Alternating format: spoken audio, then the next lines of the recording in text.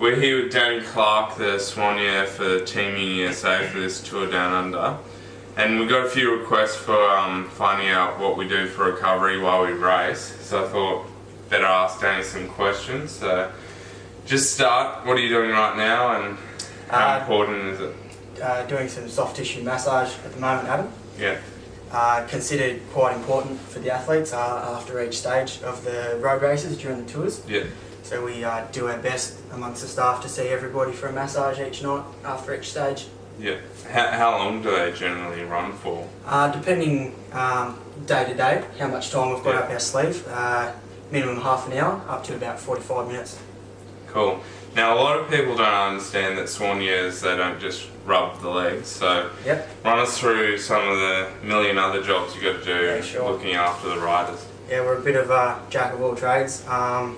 Apart from the massage, so starting from the beginning of the day, we have to pack the car. Basically, we're responsible for all the fluids that the staff and the riders consume through the day, and all the food that is consumed. So that's obviously before, during, and after the race. So so that's always packed and ready to go.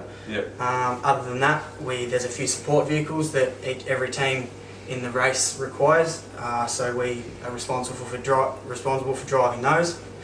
Other than that, during the race, just basically a few extra sets of hands at the start and the finish is always helpful for the riders. Other than that, during the race as well, we head out to the feed zones, just provide refreshments and food for the riders, as you well know, during the race, so that's pretty important. And the list goes on, massaging, and then lots of prep at night for the next day. The list goes on. Yeah, so it's an all day sort of job.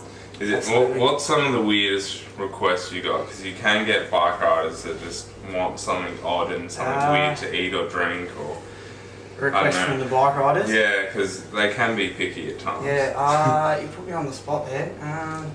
Nothing weird? Or? Not too sure. Sometimes they'll ask for something you might not have, or there's always, like I say, scissors or your pins or something they might need. But then every now and again you'll get just a really random, maybe a piece of equipment they might need. But no, nothing that comes to mind. You guys are pretty normal, I think. Yeah, as long as you keep massaging up. That's it. As long as I'm doing my job properly, it shouldn't be anything too strange. Yeah, and is there much training that goes into being a soigneur? How long have you been doing? This is my third year working with cycling teams.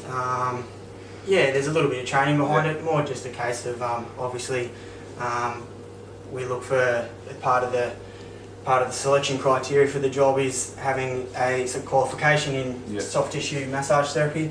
And that's the underlying role for the job, and then other than that, the rest can almost be taught along the way. So but it sort of depends on the individual a lot as well.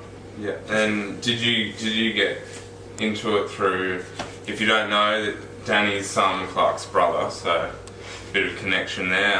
Did you get into it because Simon did the riding, or? Yeah, to a degree, absolutely. I used to do a little bit of riding myself, but predominantly, he gave me the connection. So, over the years I've had quite an interest in the sport. So, it's a pretty easy decision to come back and get involved.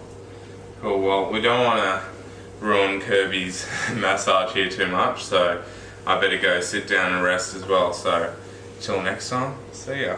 Ciao.